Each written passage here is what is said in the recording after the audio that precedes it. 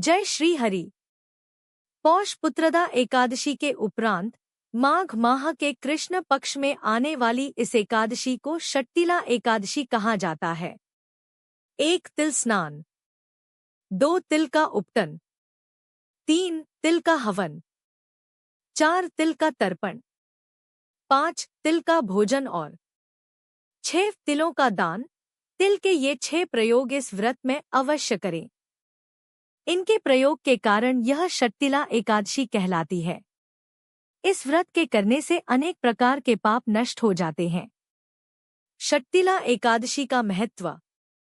एक समय दालभ्य ऋषि ने पुलस्त्य ऋषि से पूछा कि हे महाराज, पृथ्वी लोक में मनुष्य ब्रह्महत्यादि महान पाप करते हैं, पराये धन की चोरी तथा दूसरे की उन्नति देखकर ईर्ष्या करते हैं, साथ ही अनेक प्रकार के व्यसनों में फंसे रहते हैं, फिर भी उनको नर्क प्राप्त नहीं होता। इसका क्या कारण है? वे न जाने कौन सा दान पुण्य करते हैं जिससे उनके पाप नष्ट हो जाते हैं। यह सब कृपापूर्वक आप कहिए। पुलस्त्य मुनि कहने लगे कि हे महाभाग, आपने मुझसे अत्यंत गंभीर प्रश्न पूछा है। इससे संसार के जीवों का अत्यंत भला होगा। इस भेद को इंद्र आदि भी नहीं जानते, परंतु मैं आपको यह गुप्त तत्व अवश्य बताऊंगा। उन्होंने कहा कि माघ मास लगते ही मनुष्य को स्नान आदि करके शुद्ध रहना चाहिए।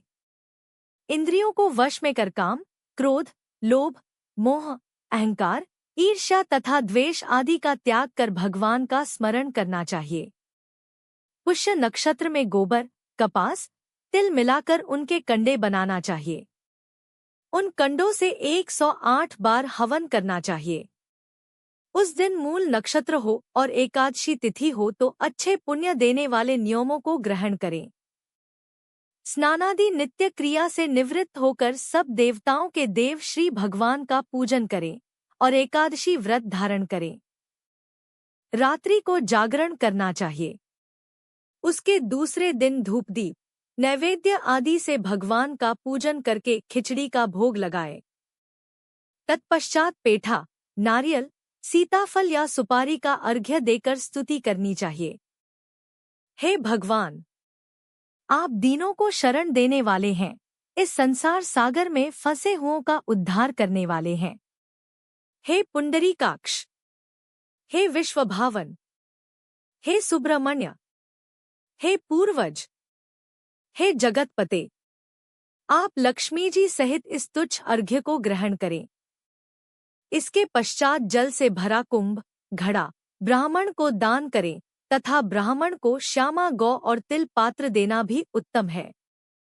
तिल स्नान और भोजन दोनों ही श्रेष्ठ हैं। इस प्रकार जो मनुष्य जितने तिलों का दान करता है उतने ही 1000 वर्ष स्वर्ग में वास करता है। इतना कहकर पुलस्त्य ऋषि कहने लगे कि अब मैं तुमसे इस एकादशी की कथा कहता हूँ। षट्टिला एकादशी व्रत कथा। एक समय नारद जी ने भगवान श्री विष्णु से यही प्रश्न किया था और भगवान ने जो षट्टिला एकादशी का महात्म्य नारद जी से कहा सो मैं तुमसे कहता हूँ। भगवान ने नारद जी से कहा कि हे नारद, मैं तुमसे सत्य घटना कहता हूँ, ध्यानपूर्वक सुनो। प्राचीन काल में मृत्युलोक में एक ब्राह्मणी रहती थी। वह सदैव व्रत किया करती थी। एक समय वह 1 मास तक व्रत करती रही। इससे उसका शरीर अत्यंत दुर्बल हो गया। यद्यपि वह अत्यंत बुद्धिमान थी तथापि उसने कभी देवताओं या ब्राह्मणों के निमित्त अन्न या धन का दान नहीं किया था। इससे मैंने सोचा कि ब्राह्मणी ने व्रत आदि से अपना शरीर शुद्ध कर लिया है, अब इसे विष्णुलोक तो मिल ही जाएगा, परंतु इसने कभी अन्न का दान नहीं किया, इससे इसकी तृप्ति होना कठिन है। भगवान ने आगे कहा, ऐसा सोचकर मैं भिखारी के वेश में मृत्युलोक में उस ब्राह्मणी के पास गया और उससे भिक्षा मांगी। वह ब्राह्मणी बोली, महाराज किस लिए आए हो? मैंने कहा, मुझे भिक्षा चाहिए। इस पर उसने एक मिट्टी का ढेला मेरे भिक्षा पात्र में डाल दिया। मैं उसे लेकर स्वर्ग में लौट आया। कुछ समय बाद ब्राह्मणी भी शरीर त्याग कर स्वर्ग में आ गई। उस ब्राह्मणी को मिट्टी का दान करने से स्वर्ग में सुंदर महल मिला, परंतु उसने अपने घर को अन्नादि सब सामग्रियों से शून्य पाया। घबराकर वह मेरे पास आई और कहने लगी कि भगवान, मैंने अनेक व्रत आदि से आपकी पूजा की, परंतु फिर भी मेरा घर अन्नादि सब वस्तुओं से शून्य है। इसका क्या कारण है? इस पर मैंने कहा, पहले तुम अपने घर जाओ, देवस्त्रियां आएंगी तुम्हें देखने के लिए। पहले उनसे षट्टिला एकादशी का पुण्य और विधि सुन लो, तब द्वार खोलना। मेरे ऐसे वचन सुनकर वह अपने घर गई। जब देवस्त्रियां आईं और द्वार खोलने को कहा तो ब्राह्मणी बोली, आप मुझे देखने आई हैं, तो षट्टिला एकादशी का महात्म्य मुझसे कहो। उनमें से एक देवस्त्री कहने लगी कि मैं कहती हूँ। जब ब्राह्मणी ने षट्टिला एकादशी का महात्म्य सुना तब द्वार खोल दिया।